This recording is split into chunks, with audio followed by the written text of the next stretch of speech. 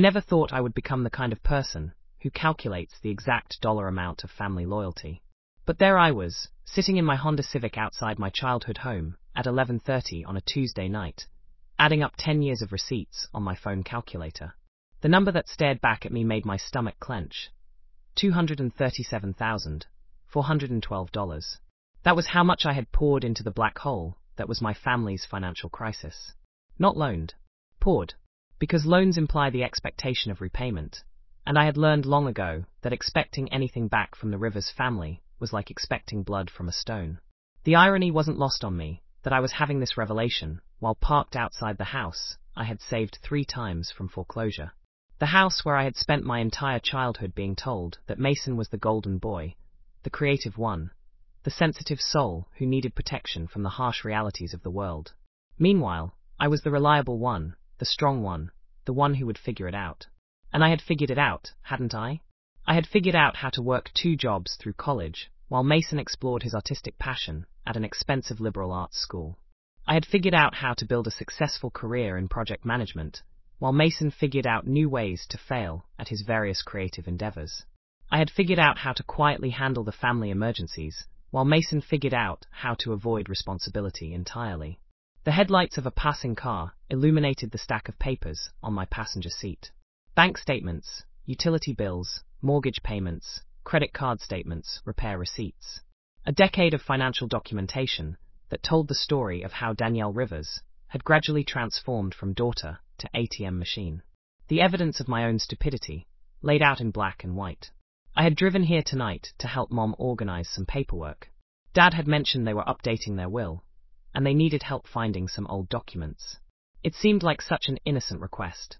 Just another small favor for the family that had raised me, loved me, shaped me into the woman I had become.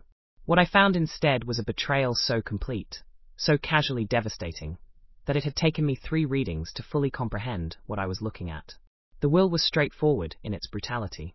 The house, the one I had saved repeatedly with my own money, the one where I had spent countless weekends doing repairs and maintenance, the one whose mortgage I had personally guaranteed when their credit was too damaged to refinance, would go entirely to Mason, along with what little remained of their retirement savings, their life insurance policies, and even Mom's jewelry. My name appeared exactly once in the document, and only to explicitly state that I would receive nothing, because I was financially stable and didn't need their help. I had stared at that line until the words blurred together. Because I was financially stable. As if that stability had materialized out of thin air. As if I hadn't sacrificed my own dreams, my own wants, my own financial security to achieve it. As if the reason I appeared stable was not directly connected to the fact that I had been supporting not just myself, but essentially my entire family for the better part of a decade. The documents I found in Dad's desk told an even more complete story. There were emails between my parents discussing my contributions, but they were framed not as sacrifices or gifts, but as obligations. What Danielle owes us for raising her. What Danielle should contribute since she's doing so well. How to approach Danielle for the next payment without making it seem like begging. There were text message printouts between Mom and Mason, where they joked about how easy it was to get money from me. Just mention Dad's health, or bring up how stressed Mom has been, and reliable Danielle will write another check. There was even a spreadsheet, meticulously maintained by my mother, tracking every request they had made and every payment I had provided, with little notes in the margins about which emotional buttons to push for maximum effectiveness. The most devastating discovery was a letter from Mason to our parents, dated just 6 months earlier. In it, he thanked them for always believing in his artistic vision and for finding ways to support his career without him having to compromise his integrity by taking a regular job. He wrote about how grateful he was that they had found a way to handle the family's financial obligations so that he could focus on his art. He promised that when he finally achieved the success he knew was coming, he would pay them back for everything. Not me. Them. He was planning to pay them back for money I had provided. I had always known my family had a dynamic that didn't quite make sense. I had always felt the subtle but persistent pressure to be the responsible one, the fixer, the one who stepped up when things got tough. But I had told myself that was just how families worked. Everyone had their role to play, and mine happened to be the provider and problem solver. What I had never understood, what the documents in Dad's desk made crystal clear, was that my role had been deliberately constructed and carefully maintained. I wasn't naturally the responsible one who happened to be good with money. I had been systematically trained to be the family's financial solution while being emotionally manipulated into believing it was what a good daughter should do. The pattern was so clear once I saw it laid out in their own words. Create a crisis, express worry and stress, mention how hard it was to ask, but they had nowhere else to turn, accept my money with gratitude and promises that this would be the last time. Then begin laying the groundwork for the next request before the ink was dry on my check. And it had worked brilliantly for 10 years. I had written checks for Dad's medical bills when his insurance wouldn't cover experimental treatments. I had covered 3 months of mortgage payments when he was between jobs. I had paid for the new roof, the new furnace, the new water heater, and countless smaller repairs. I had funded Mason's various business attempts, from his freelance graphic design venture, to his artisan coffee roasting dreams, to his most recent plan to become a professional photographer. I had done it all willingly, even eagerly. Because that's what family does for each other. That's what love looks like. That's how you show you care. Except they had never intended to show they cared about me in return. The will made that abundantly clear. After a decade of treating me like their personal bank account, they had decided that my reward would be nothing. Not even an acknowledgement of what I had contributed. Just a legal document that ensured everything would go to the child who had contributed nothing but heartache and financial drain. I sat in my car for 2 hours that night, reading and rereading the documents, trying to find some other interpretation that would make sense. Some way to understand how parents could accept so much from one child while planning to give everything to another. Some explanation that wouldn't require me to accept that the people I loved most in the world had been systematically taking advantage of me for years. But the evidence was overwhelming, and it was documented in their own handwriting. I finally started my car and drove home to my apartment. The apartment I could have traded for a house years ago if I hadn't been funneling my down payment money into their various crises. I sat on my couch, surrounded by the modest furniture I had been planning to replace for 3 years, but couldn't afford because of family obligations, and tried to figure out what to do with this new knowledge. The old Danielle would have found a way to rationalize it. Would have told herself that parents have the right to leave their assets to whichever child they think needs it most. Would have convinced herself that her financial stability was reward enough, and that being able to help her family was its own gift. But something had broken in me while reading those documents. Some fundamental assumption about my place in the world, about the nature of my relationships, about what I deserved and what I was worth. For the first time in my adult life, I was angry. Not frustrated or disappointed or hurt, but genuinely, righteously angry. I had spent 10 years being the perfect daughter. I had prioritized their needs over my own wants, their stability over my own dreams, their comfort over my own security. I had done it with love, with generosity, with the deep satisfaction that comes from being the kind of person others can count on. And they had taken my sacrifice and turned it into their entitlement. I called in sick to work the next day, something I had done maybe 3 times in my entire career. I spent the morning in my pajamas, making lists and researching. By afternoon, I had a plan. I started with the easiest step.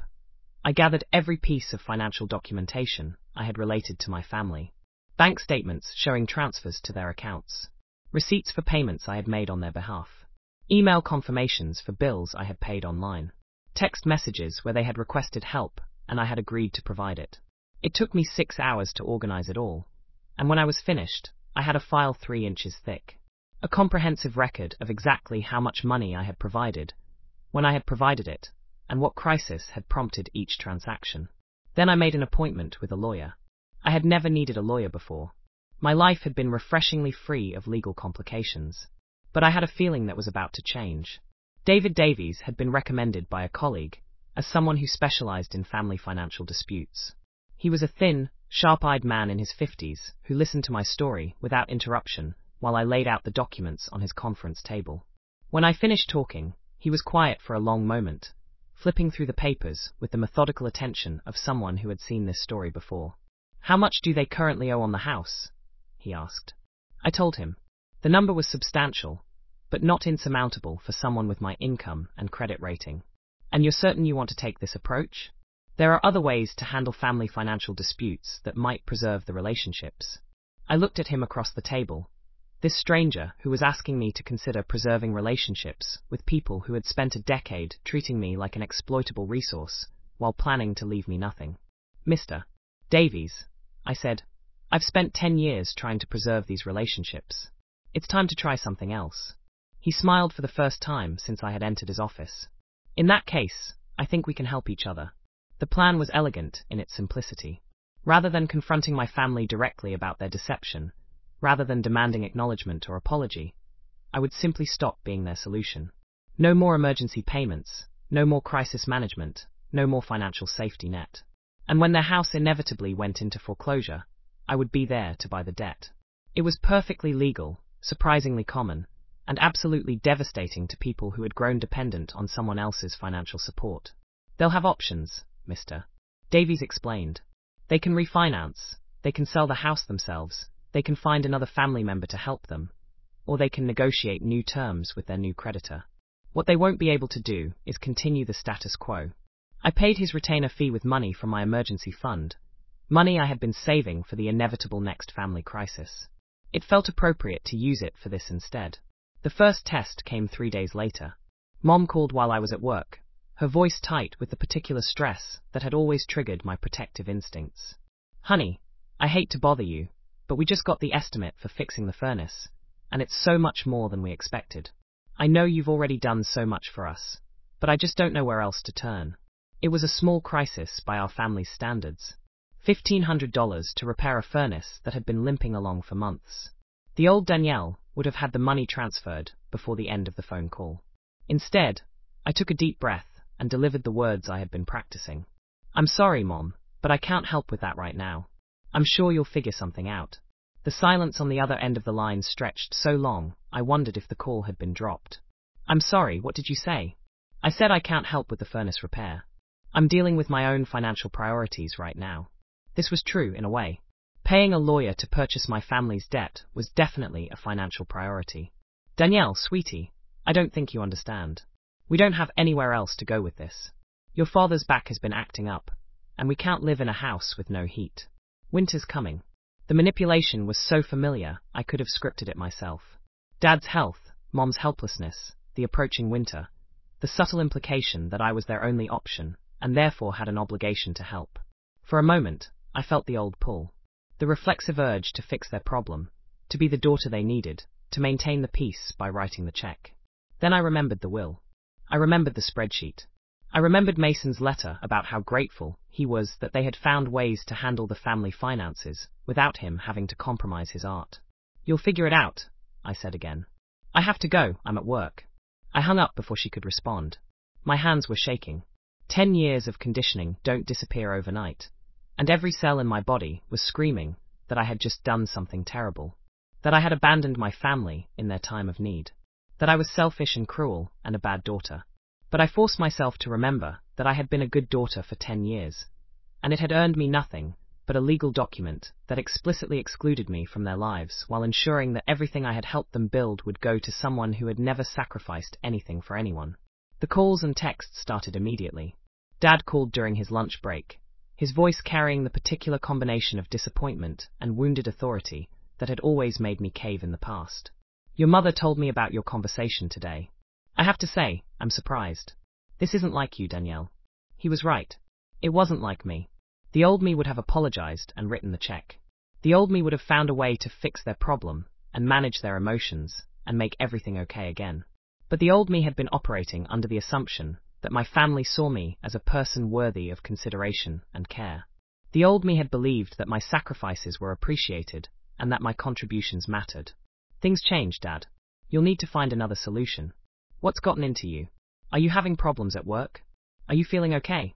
The concern in his voice was real, but I knew from the documents in his desk that it wasn't concern for my well-being. It was concern for my continued utility as their financial resource. I'm fine. I just can't help with the furnace. Can't or won't? The question hung in the air between us. It was a fair question, and it deserved an honest answer. Won't. He was quiet for so long, I thought he might have hung up. I see. Well, I hope you'll reconsider. We've always been there for you, Danielle. I'd hate to think you wouldn't be there for us when we really need you. Always been there for me.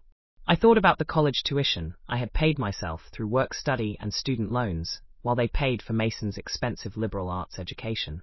I thought about the times I had been sick or stressed or overwhelmed, and had gotten advice to just push through it, to be strong, to handle it myself. I thought about the birthday presents that had been afterthoughts, and the Christmas mornings when Mason's gifts filled half the living room, while mine were practical and modest. I have to go, Dad. I'm at work. I hung up and turned off my phone. That evening, I found 17 text messages waiting for me. Mason had joined the conversation, and his messages were exactly what I had expected. A mixture of bewilderment, guilt-tripping, and thinly veiled anger. Why are you doing this to Mom and Dad? They've sacrificed so much for us over the years. I can't believe you're being so selfish over money. This isn't the sister I thought I knew. If you're having financial problems, you should have said something instead of taking it out on them. Reading his messages, I felt something I had never experienced before in relation to my brother. Complete clarity about who he was and what he thought of me. Mason had never seen me as a person. I was a resource, a solution to problems he didn't want to deal with. A safety net that allowed him to take risks and pursue dreams without consequences. He genuinely believed that my role in the family was to handle the financial realities so that he could focus on more important things, like his art and his personal growth and his journey towards self-actualization. The idea that I might have my own dreams, my own needs, my own limits, had simply never occurred to him. Why would it? I had never set any boundaries. I had never said no. I had never indicated in any way that my resources weren't freely available to anyone in the family who needed them. I didn't respond to his messages. 3 days later, Mom called again. This time, the tears were real. Danielle, please. I don't understand what's happening. Did we do something wrong? Are you angry with us about something? For a moment, I was tempted to tell her about the will, to explain exactly what I had found and how it had made me feel, to give her the opportunity to explain or apologize or promise to change. But I realized I didn't want an explanation. I didn't want an apology. And I definitely didn't want a promise to change that would last only until the next crisis.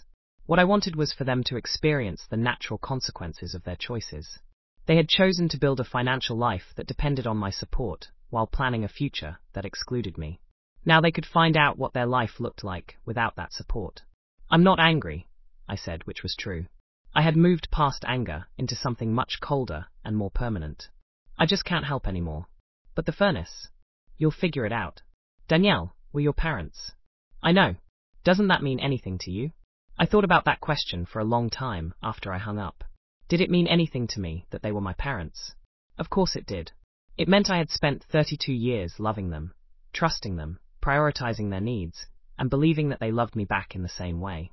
But it also meant that they had had 32 years to show me that they valued me as more than just a source of financial support. They had had 32 years to treat me with the same consideration and care they had always shown Mason. They had had 32 years to build a relationship with me that was based on mutual respect rather than my utility. They had chosen not to do any of those things. And now they were facing the consequences of that choice. The furnace situation resolved itself, as I had known it would. They found a repair service that would work with them on a payment plan. It would cost them more in the long run, and they would be making payments for the next year, but it was a solution that didn't require my participation. I felt no satisfaction in their struggle, but I also felt no compulsion to rescue them from it. 2 months later, the mortgage payment was due.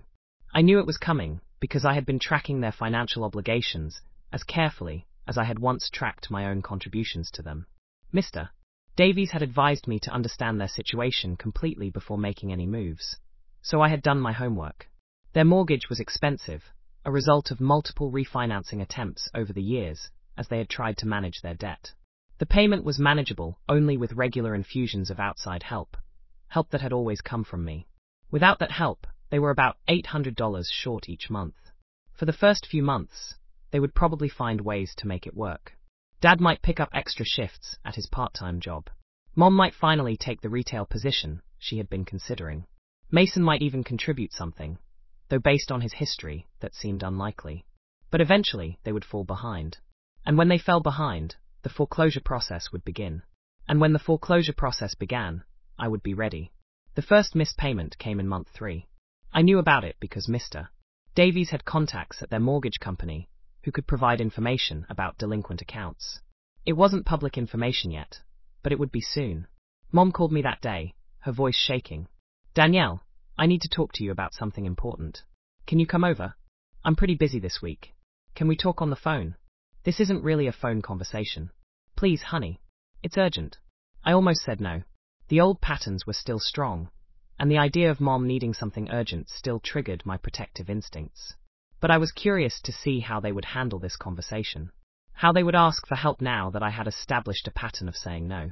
I drove to the house where I had grown up, the house that I had saved from foreclosure 3 times, the house that would soon belong to me. Mom met me at the door, and I could see immediately that she had been crying. Dad was in his recliner, staring at the television, but not really watching it. Mason was there too, sitting on the couch with his arms crossed and a sullen expression that I remembered from his teenage years. Sit down, honey, Mom said, gesturing to the chair across from Dad. We need to talk about what's been happening. I sat down and waited. We missed our mortgage payment this month, Dad said without looking at me. And we're going to miss next month's too, unless something changes. Okay, I said. They all stared at me. Okay, Mason said. That's all you have to say? They're going to lose the house. That would be unfortunate, I agreed.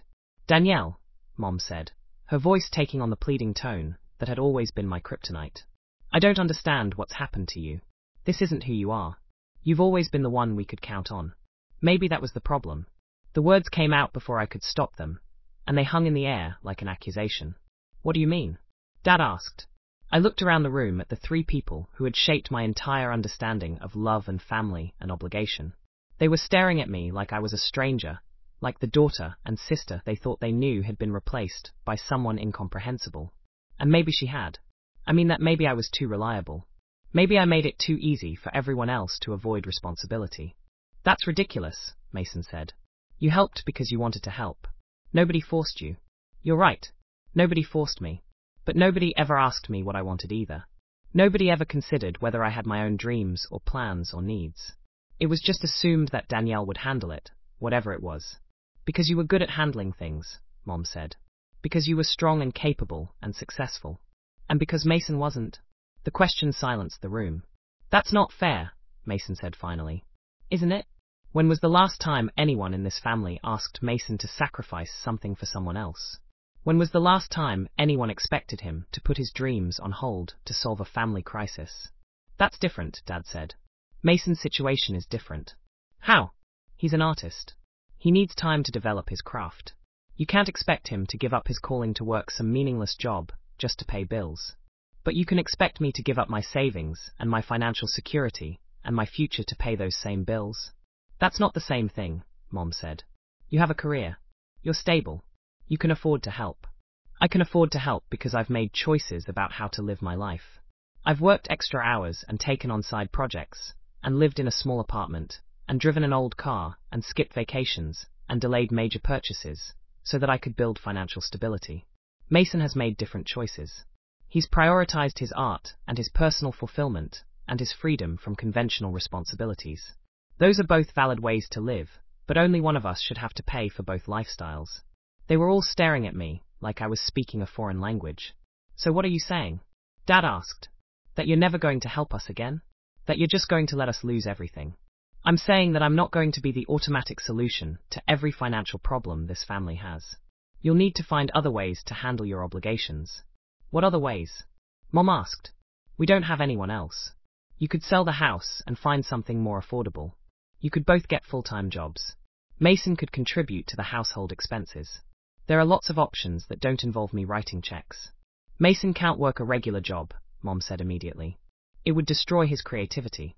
Then maybe his creativity needs to find a way to pay for itself.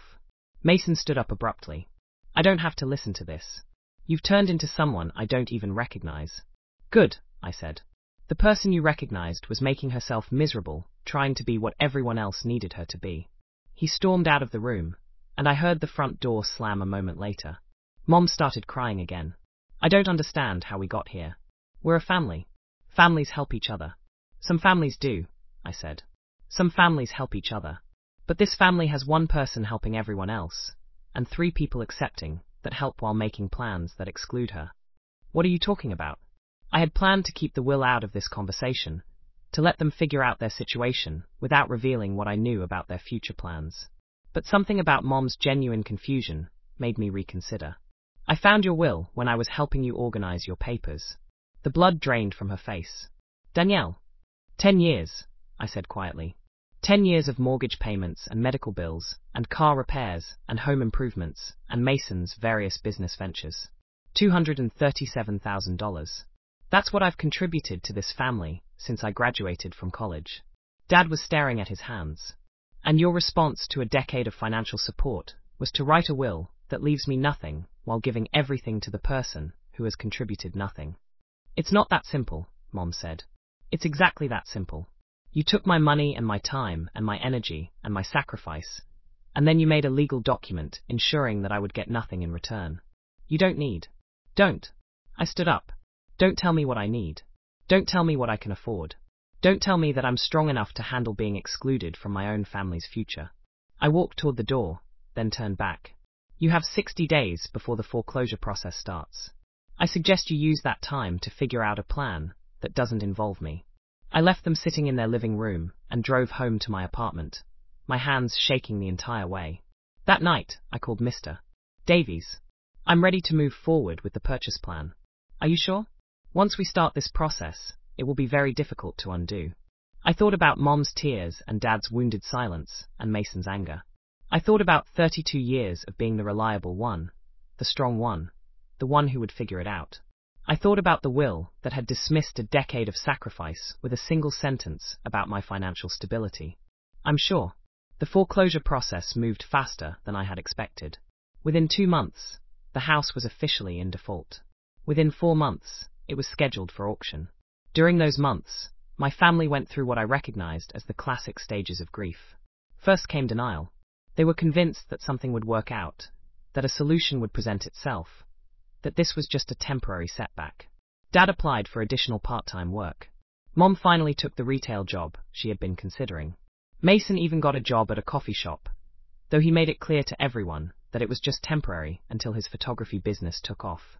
Their combined efforts were admirable, but they were also insufficient. The mortgage payment was simply too large for their current income level, and they had no savings to draw from after years of financial instability. Then came anger. The phone calls and text messages resumed, but with a different tone. I was selfish, ungrateful, cruel, heartless. I had abandoned my family in their time of greatest need. I had forgotten where I came from, and who had raised me, and everything they had done for me over the years. Mason was particularly creative in his accusations. I was jealous of his artistic talent. I was bitter about his relationship with our parents. I was punishing the family because my own life was unsatisfying, and I wanted everyone else to be miserable too. I didn't respond to any of the messages. Mr. Davies had advised me to avoid all contact during the foreclosure process, both to protect myself legally and to avoid giving them false hope that I might change my mind. The anger phase lasted about 6 weeks, and then came bargaining. Suddenly, I was hearing from family members I hadn't spoken to in years. Aunt Carol called to tell me how devastated my parents were and how much they needed my support. My cousin Jennifer sent a long email about the importance of family loyalty and forgiveness. Even my grandmother, who was 93 and had never interfered in family disputes, called to ask if I couldn't find it in my heart to help my parents in their old age. The pressure was intense and coordinated, and I realized that my parents had launched a full-scale campaign to bring me back into line. They were telling everyone who would listen that their responsible, successful daughter had inexplicably abandoned them, and they needed help convincing me to do the right thing. What they weren't telling anyone was why I had stopped helping. They weren't mentioning the will, or the years of taking my support for granted, or the assumption that my role in the family was to be their financial safety net, while asking for nothing in return. I started getting invitations to family gatherings I hadn't been invited to in years. Casual coffee dates with relatives who wanted to catch up, and somehow always managed to steer the conversation toward my parents' situation. Even well-meaning friends who had heard the family's version of events and wanted to help me see reason. It was exhausting and emotionally manipulative, and it made me realize how extensive the family's expectations had become. It wasn't just my parents and Mason who saw me as a resource to be managed. It was an entire extended family network that had accepted and reinforced the idea that Danielle's job was to be successful so she could take care of everyone else. But it also made me more determined to see the process through. If I backed down now, if I returned to my old role because of pressure and guilt and emotional manipulation, nothing would ever change. I would be right back where I started, except now everyone would know that my boundaries were negotiable if they just applied enough pressure. So I didn't back down. The auction was scheduled for a Tuesday morning in November. I didn't attend, but Mr. Davies did, representing DR Legacy Holdings, the LLC we had established to purchase distressed properties. There were 3 other bidders, but none of them had done the research we had done. They didn't know about the new roof, or the updated electrical system, or the recently replaced furnace, all of which had been paid for with my money over the years. They saw a distressed property with potential problems. We saw a well-maintained house that had been carefully updated and improved. We won the auction with a bid that was substantially lower than the house's actual value, but sufficient to cover the outstanding mortgage debt. By noon on Tuesday, I owned the house where I had grown up. My family had 30 days to vacate. The eviction notice was delivered by a professional process server, a thin woman in her 40s who had done this thousands of times and treated it as routine paperwork. But I knew that for my family, it would be devastating. They called, of course. The first call came less than an hour after the notice was delivered. Mom was crying so hard I could barely understand her. Danielle, please. Please don't do this. We can work something out. We can pay you rent. We can make payments. Please don't make us leave our home. I had been dreading this call for months, but when it finally came, I felt calmer than I had expected. The house is being sold to settle the debt, I said. The new owner will be in touch about next steps. What new owner? Who bought it? A property management company. This was technically true. DR Legacy Holdings was a property management company, even though it was a property management company with only 1 employee and 1 property. Can you talk to them? Can you explain our situation? We've lived here for 25 years. This is our home. I don't have any influence with the new owner. You'll need to work with them directly. I hated lying to her, but I wasn't ready for the conversation that would come if they knew I was the new owner. That conversation would come eventually, but not yet. 3 days later, they received a letter from DR Legacy Holdings. It was written by Mr. Davies, but the message came from me. The letter explained that the property had been purchased as an investment, and that the new owner was willing to consider allowing the current occupants to remain as tenants. The rent would be market rate for the area, which was substantially higher than their mortgage payment had been. If they were interested in this arrangement, they would need to complete a rental application, provide proof of income, and pay first month's rent plus a security deposit within 2 weeks. If they weren't interested, or if they didn't qualify for the rental arrangement, they would need to vacate the property by the end of the month. The letter was cold and businesslike, exactly the kind of communication they would expect from a property management company. But it was also fair. I was offering them the opportunity to stay in their home, just under different terms that reflected the reality of their financial situation. They called again, of course. This time it was Dad. Danielle, we got a letter from the company that bought the house. They want us to pay $1,800 a month in rent. That's more than our mortgage was. That sounds like market rate for a 4-bedroom house in that neighborhood. We can't afford $1,800 a month. If we could afford that, we wouldn't have lost the house in the first place. Then you'll need to find somewhere more affordable. Where are we supposed to go? We don't have money for deposits and moving costs. We don't have anywhere else. I felt the familiar tug of guilt, the old programming that said it was my job to solve this problem, to make everything okay, to be the safety net that caught them when they fell. But I also remembered the will. I remembered the spreadsheet tracking my contributions like a business expense. I remembered Mason's letter thanking our parents for finding ways to handle the family finances, so he wouldn't have to compromise his art. You'll figure something out, I said. You always do. After I hung up, I sat in my apartment and wondered if I was becoming a person I didn't recognize. The old Danielle would never have let her family face homelessness. The old Danielle would have found a way to help, even if it meant sacrificing her own security yet again. But the old Danielle had been built on a foundation of lies. She had believed that her family saw her as a person worthy of love and consideration. She had believed that her sacrifices mattered and were appreciated. She had believed that if she just gave enough, loved enough, helped enough, she would earn her place in their hearts and their future. The new Danielle knew better. A week later, I received a call from an unknown number. When I answered, I was surprised to hear Mason's voice. We need to talk. I don't think we do. Yes, we do. Face to face. There are things you don't understand about this situation. I understand everything I need to understand. Just meet me for coffee. 1 hour. If you still feel the same way after we talk, I'll never bother you again. I almost said no. But there was something in his voice that I hadn't heard before. Not anger or manipulation or guilt tripping, but something that sounded almost like desperation. Against my better judgment, I agreed to meet him. We met at a coffee shop downtown, neutral territory, where neither of us had the advantage of familiar surroundings. Mason looked terrible. He had lost weight, and there were dark circles under his eyes. His usual confident demeanor was gone, replaced by something that looked almost like humility. "Thank you for coming," he said when I sat down across from him. I waited for him to continue. "I need to tell you some things. Things I should have said years ago." He took a deep breath and stared at his coffee cup. "I know what you found. The will. Mom told me." I still didn't say anything. "I also know about the money. All of it. I've always known." This surprised me. "What do you mean?" "I mean, I've known for years that you were paying for everything. The mortgage, the repairs, my business attempts, all of it.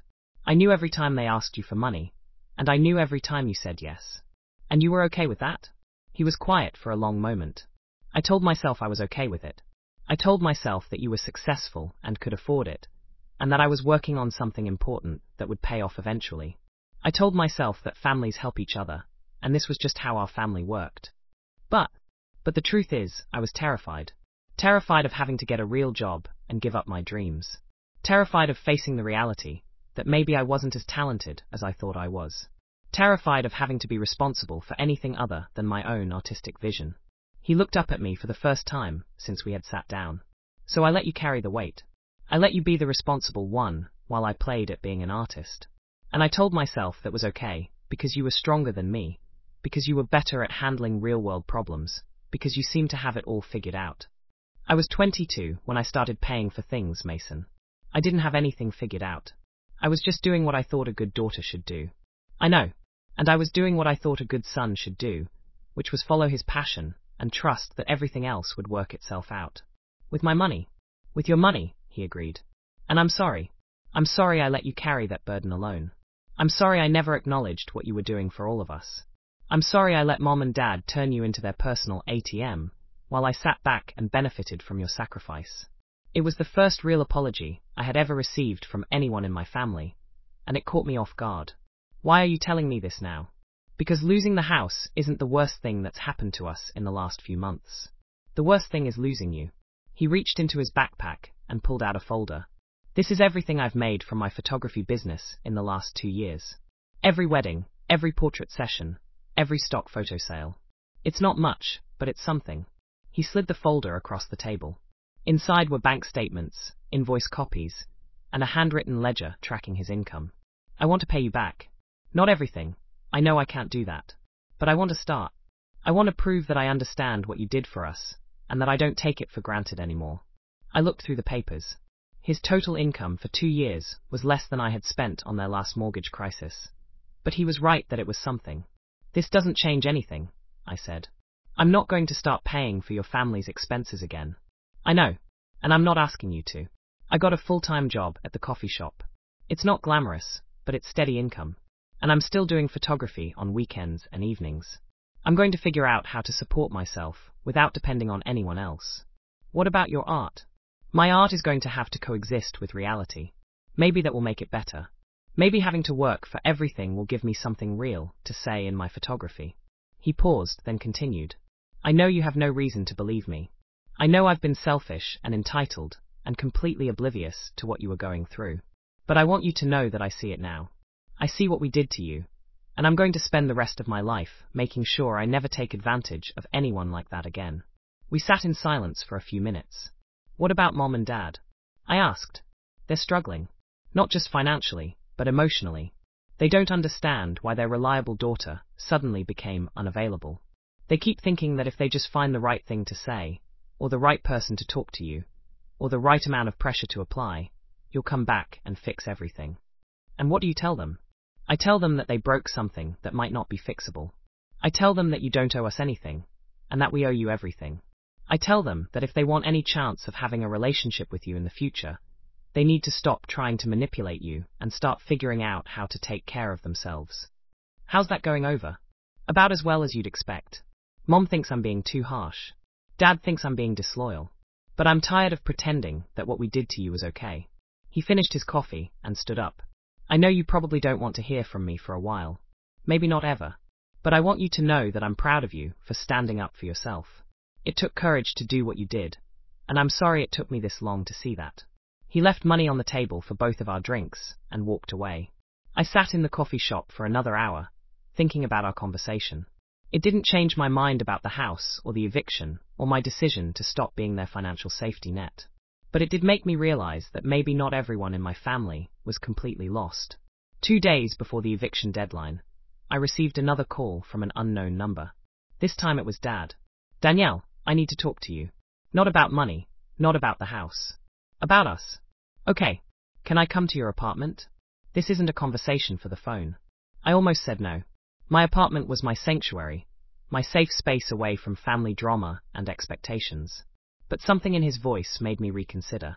Okay, but just you. Not Mom, not Mason. Just you. Just me. He arrived an hour later, looking older than I remembered. The stress of the last few months had taken a visible toll, and for the first time in my life, he looked fragile. I offered him coffee, and we sat in my small living room, the silence stretching between us. I found something in your mother's things, he said finally. Something I didn't know existed. He pulled a folded piece of paper from his jacket pocket. It's a list. A list of every time we asked you for money, how much we asked for, what reason we gave, and whether you said yes or no. I didn't need to see the list. I remembered finding the spreadsheet in Mom's desk. She had notes in the margins. Things like mention Dad's health, and bring up Mason's stress level. She was strategizing how to get money from you. He unfolded the paper and stared at it. I knew we asked you for help. I knew you always said yes. What I didn't know was that your mother was treating it like a business transaction. That she was calculating how to manipulate your emotions to get the result she wanted. Did you know about the will? Yes. But I thought we were leaving everything to Mason because he needed it more. Because you were successful and stable and didn't need our help. I was successful and stable because I was living like a monk, so I could afford to help you. I was driving a 10-year-old car and living in a 1-bedroom apartment and skipping vacations and working overtime, so I could cover your emergencies. I didn't know that. You didn't ask. He was quiet for a long time. You're right. We didn't ask. We didn't ask what you wanted, or what you needed, or what your dreams were. We just assumed that because you were good at solving problems, that's all you wanted to do with your life.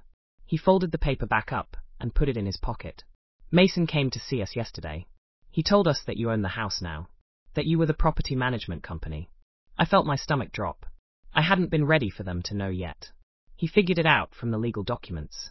DR Legacy Holdings. Danielle Rivers. Are you angry? No. I'm impressed. This was not the response I had been expecting. You didn't just walk away from us, did you? You found a way to protect yourself while still making sure we had options. You could have let us become homeless. Instead, you gave us the chance to stay in our home, just under terms that reflected reality instead of our fantasy. I didn't know what to say. The rent you're asking for is fair. It's market rate for the house. If we can't afford it, that's not your problem to solve anymore. What are you going to do? We're going to move into a 2-bedroom apartment that we can actually afford with our income. Your mother got a second part-time job, and Mason is contributing to household expenses for the first time in his adult life. We're going to learn how to live within our means. And Mom, how is she handling all this? Your mother is having to face some uncomfortable truths about herself, about how she treated you, and about the kind of person she became when she was managing your relationship with us. He stood up to leave. I want you to know that I'm proud of you, not because you were successful enough to support us all these years, but because you were strong enough to stop. It would have been easier to keep being our safety net. What you did took courage. I didn't feel courageous. I felt angry and hurt and betrayed. Sometimes those are the feelings that lead to courage. He walked toward the door, then turned back. I love you, Danielle. Not because of what you can do for us, but because of who you are. I should have told you that more often. I should have shown you that more often. I love you too, Dad. And I realized that was still true, despite everything. After he left, I called Mr. Davies. I want to make them an offer on the house. What kind of offer? I want to sell it back to them. At cost, with a reasonable payment plan they can actually afford. Are you sure? After everything they put you through? I thought about Mason's apology and his determination to support himself. I thought about Dad's recognition of what they had done to me and his commitment to change. I thought about the fact that sometimes people need to lose everything before they can learn how to value what they have. I'm sure. But there are conditions. The offer was simple. They could buy the house back from DR Legacy Holdings for exactly what I had paid for it at auction, plus the costs of the legal work and property maintenance.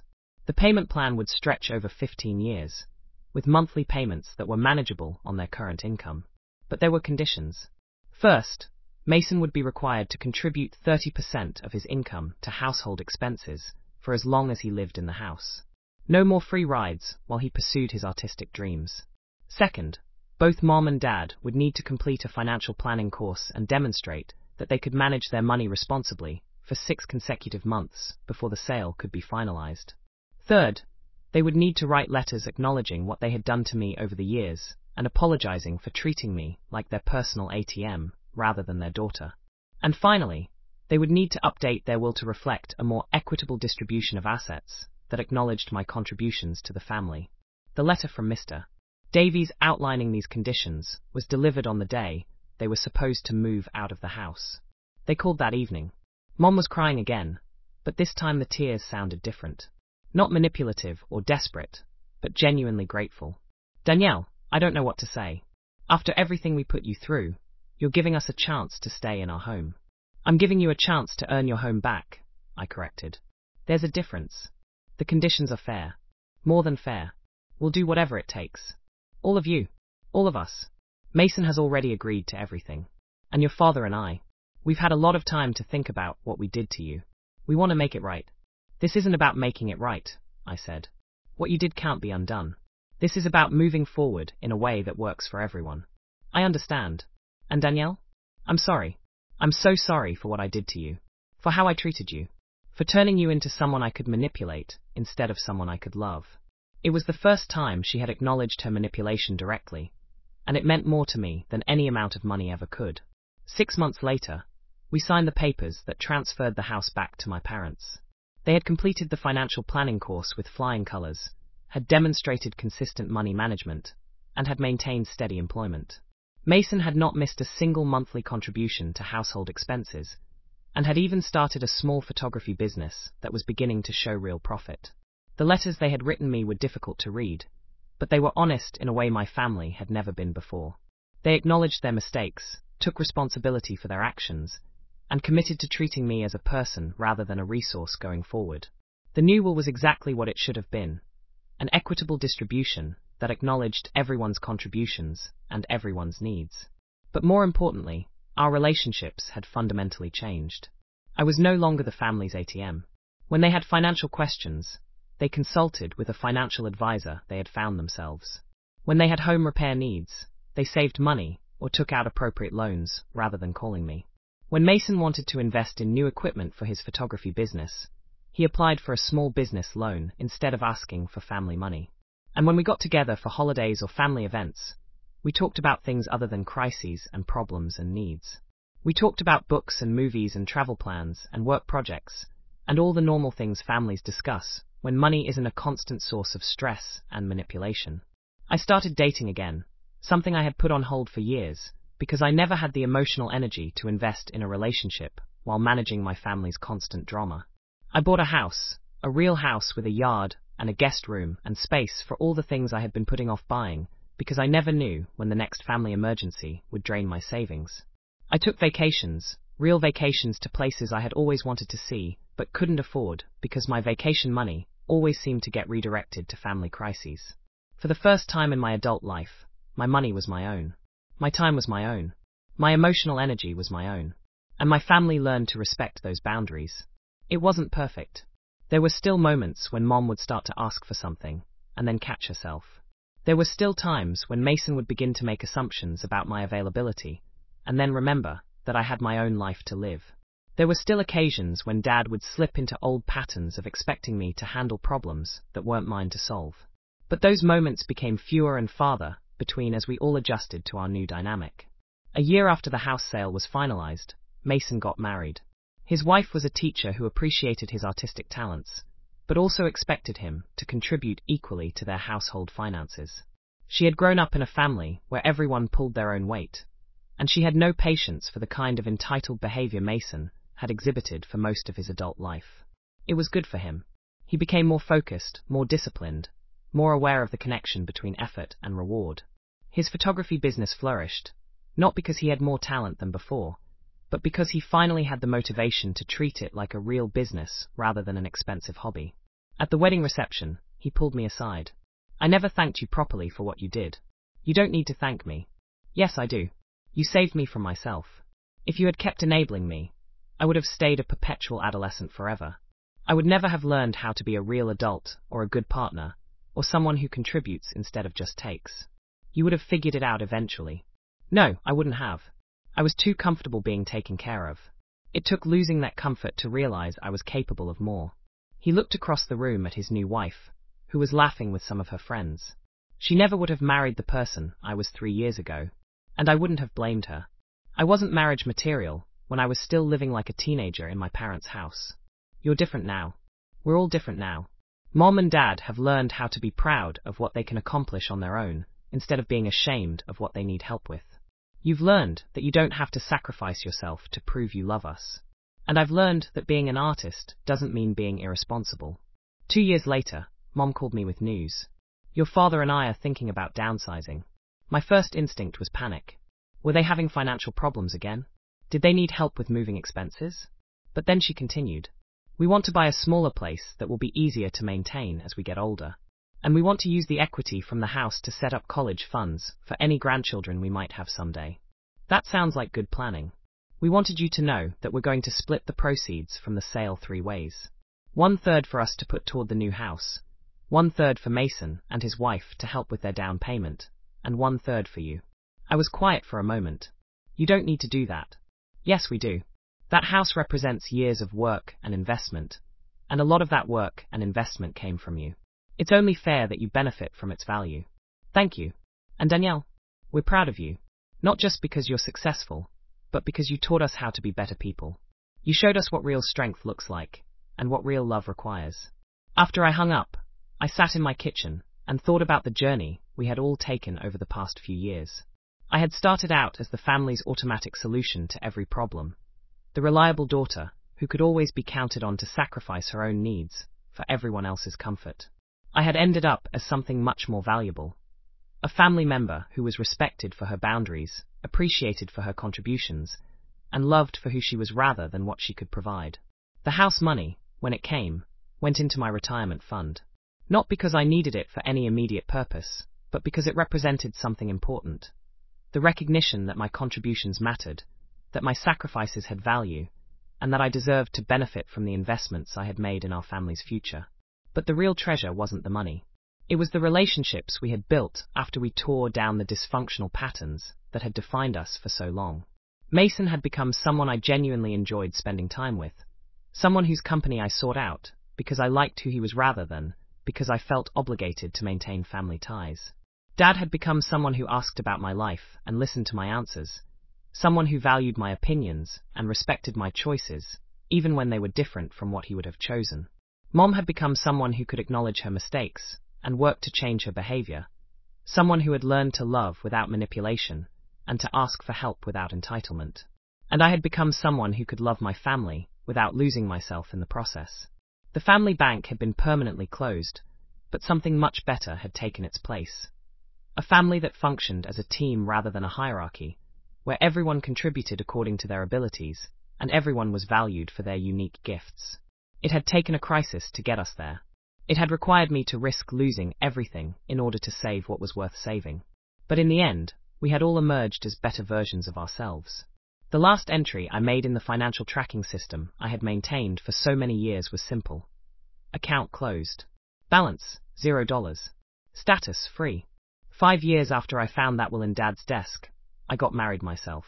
My husband was a man who valued my independence, respected my boundaries, and had his own financial stability that meant he never saw me as a solution to his problems.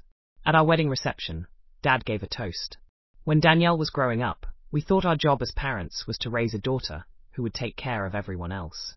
What we learned, thanks to her courage and determination, is that our real job was to raise a daughter who would take care of herself and choose to share her life with people who deserved her love. He raised his glass. To Danielle, who taught us that the best families are built on mutual respect, not mutual dependence. And to her new husband, who is lucky enough to marry a woman who knows her own worth and won't settle for anything less than she deserves. As I looked around the room at my family, my real family now that included my husband and his relatives, and the friends who had supported me through the difficult years, I realized that I had gotten something better than I had ever dreamed of. I had gotten a life that was truly my own, surrounded by people who loved me for who I was rather than what I could provide. The family bank was closed, but the family business of loving and supporting each other in healthy ways was thriving. And that was the best return on investment I could have ever hoped for.